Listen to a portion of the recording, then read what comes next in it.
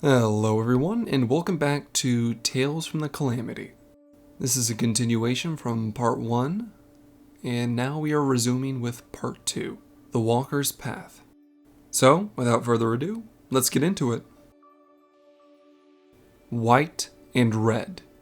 A flurry of petals falling upwards into the sky, like rain returning to the clouds. Please come back to me, Father. Please. Incense and unguent. I can't breathe. She waited for the telltale rise and fall of his chest. Eyes closed, he looked as though he was asleep.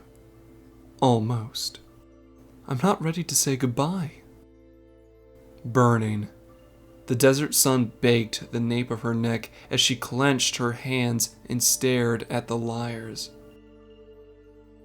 Her father had warned her that Ul'dah was dangerous, that they must keep to themselves and avoid attracting undue attention. In the end, however, it was not an Imperial agent who took his life, but a Gubu, freed from its magical fetters during a parade. An accident. My fault. I'm so sorry, Asilia. I never thought. We never meant for her fault. I know this wrong cannot be righted, but I will make what amends I can. I swear to you. Murderer. It had been their scheme. They would stop the Gubu and become heroes to the people. No one was supposed to die, but you will. All of you. Yet, Flamen weathered her curses and held her tighter, even when it hurt you to do so. And though the hatred which once filled her heart did not vanish, it gave way to another sensation, a warmth Asilia once thought lost to her.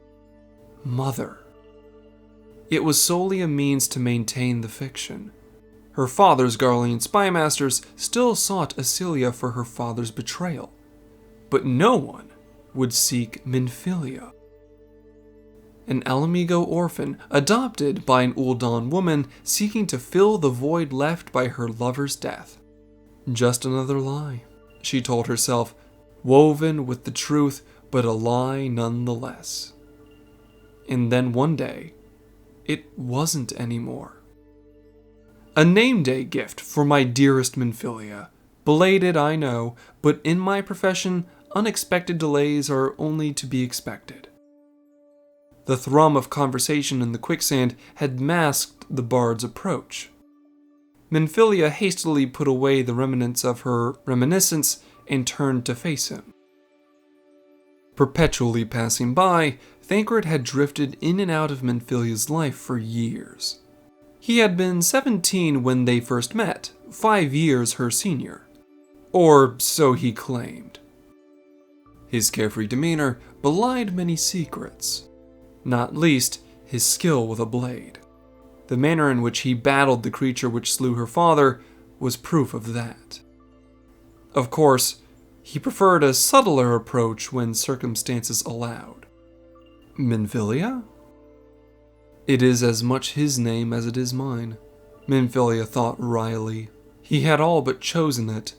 As they sat down together at the quieter end of the bar, she was struck by the intimacy of their collusion, and felt a flush creep up her neck. The parcel she received for her 18th birthday contained a mithril dagger and a sealed missive. From my mentor, Thancred explained, the man responsible for transforming a Lominsan wharf rat into the paragon of virtue you see before you. Minfilia cocked an eyebrow. And how many maidens fair has said paragon deflowered since arriving in Ul'dah, pray tell? Thancred smirked and gestured to the missive in Minfilia's hands. To whom do I owe the pleasure? She wondered, unfolding the parchment. The words were written in an elegant, flowing hand. You have walked in the memories of others, have you not? She recoiled from Thancred, the parchment crumpling in one hand as the other sought the hilt of the mithril dagger. What did you tell him? She spat. In a moment of weakness, Minfilia had confided in Thancred about her visions. Fragments of the past she had started to glimpse a year before. No one else knew what she had seen, or that she had heard her voice. If the bard was surprised by her reaction, he did not show it. "Read on," he said quietly. "All the way to the end. I ask only that." It is foretold that on the cusp of an umbral calamity, individuals blessed with the power of the echo will appear, the letter continued. During the 6th umbral era, when the waters rose to swallow the land, the 12 archons who stood against the darkness each bore this blessing. Minfilia looked up to see Thancred staring at her. He abruptly turned away. The histories paint a fanciful picture of these gifted souls. Through countless retellings, the Archon's deeds are become myth, their powers more akin to gods than men. However, there are two things of which I am now certain. First, their gift, the Echo, granted them the power to walk within the memories of others. Second, though Minfilia knew how the sentence would end, her breath caught in her throat as she read Louisoix Levier's next words. "You have been blessed with the selfsame power." After a time, she spoke. "He cannot be serious." "He is," Thancred replied. For once, the bard's voice was devoid of affectation. "Master Louisoix believes that we are on the verge of an umbral calamity, and that your gift is the key to ensuring our survival." "Happy name day," thought Minfilia numbly. In a stunned silence, she listened as Thancred proceeded to reveal that he was in fact a member of the Circle of Knowing, an organization founded by his Charlene mentor to forestall the coming of the 7th umbral calamity. He and his colleagues had been dispatched to Eorzea's 3 key seats of power to further this cause by any means necessary. A liar, she thought, but that much was clear from the start. "How you choose to use your gift is your decision," he concluded. "You've no obligation to us, nor to the realm come to that. But for better or worse, this is your legacy. You can no more run from it than you can from yourself." She bit her lip. "I am not ready to face this. But I will." Though separated by countless malms, Minfilia and Louisoix searched for answers together. But being no scholar, Minfilia sought knowledge via other means. "There are more like me, but different," she wrote to him. "We wander in the darkness alone, but if we came together and shared our experiences, we might yet come to understand the echo, maybe even to control it." "A splendid idea, yet one fraught with peril," Louisoix warned. "As you well know, men are wont to fear the gifted. Proceed with caution, my child, and do not allow your true intentions to become known." Minfilia could not help but smile. "This child is more experienced than you think."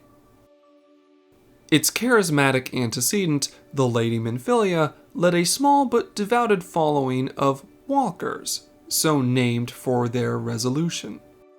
To walk the path with her, a lie woven with the truth.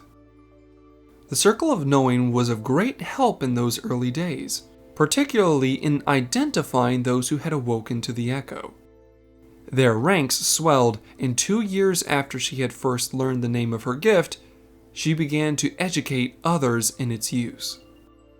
And so the days passed, some more quickly than others. The order grew, and with it, its mission expanded, as did the risks. There were days of celebration, of sorrow, of waiting, of greeting, and farewells.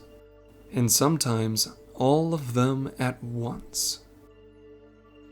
Nail von Darnus is dead. It should be over. Alone in the hall of the first step, Minfilia paced.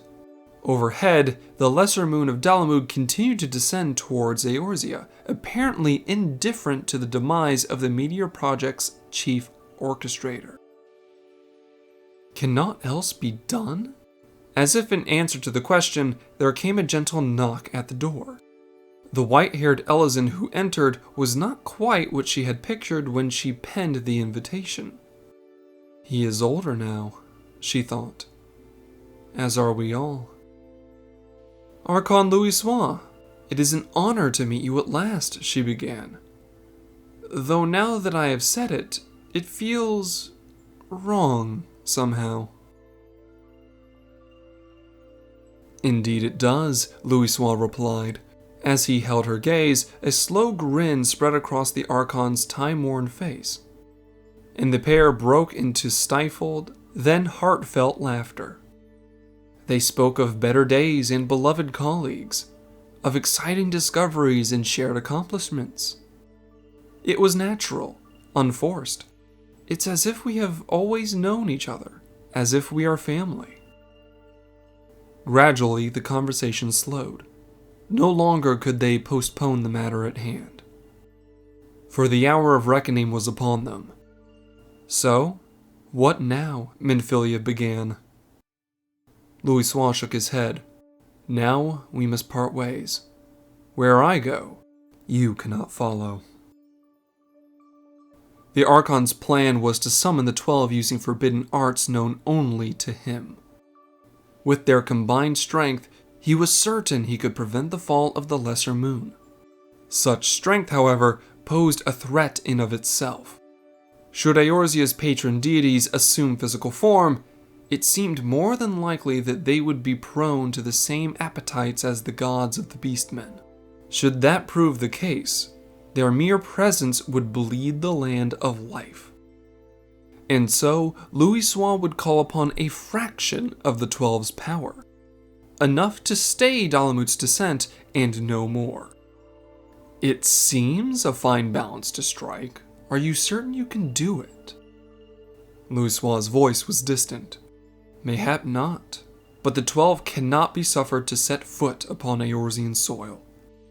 And then, head bowed, he told her the rest. No, Minfilia shivered, suddenly feeling weak and cold. She had to fight the urge to rub her arms. Is there truly no other way? None half as reliable, he placed a hand on her shoulder. If I do not return, the others will look to you. You must be prepared to lead them. But I'm not ready. She turned away, closing her eyes in a bid to stem the tears. Do they know what you intend? They know enough. He stepped forward. Darker days lie ahead, but know that where there is darkness, there will always be light. His voice was soft and reassuring. A father's voice. Minfilia, when one who bears the light comes to stand before you, one who is gifted like you, together, you will greet the dawn. Minfilia turned to face Louisoix once more. In the soft blue of his eyes shone cold steel. She held his gaze until she could no longer bear it. Please come back to us. Please. After the calamity, Minfilia and Thancred summoned the surviving members of the Path of the 12 and the Circle of Knowing to a joint meeting. As Minfilia shared the wishes of the late Louisoix Le Veilleur, all present listened in quiet solemnity. And when she called for objections to the union, none were forthcoming. Henceforth, we shall be known as the Scions of the Seventh Dawn, she declared, as all agreed it was an apt name. In times of trouble, she oft gazed upon the fragments of Tup Samadhi, enshrined on the wall of her solar in the new waking sands. What gave you the strength, she wondered? Who guided you through the darkness? For 5 years, she faithfully carried out his wishes. 5 years, she's kept the faith and believed in his words. 5 years spent working, watching, waiting, but not in vain. For when an adventurer entered the Solar to greet the Scions, she knew at once, I am ready. And that, my friends, is part 2 of the Tales from the Calamity, The Walker's Path. I hope you enjoyed this story and look forward to more lore content later in the week. And as always, I hope you all are having a lovely day, and I look forward to seeing you in the next video. Till then, stay safe, my friends.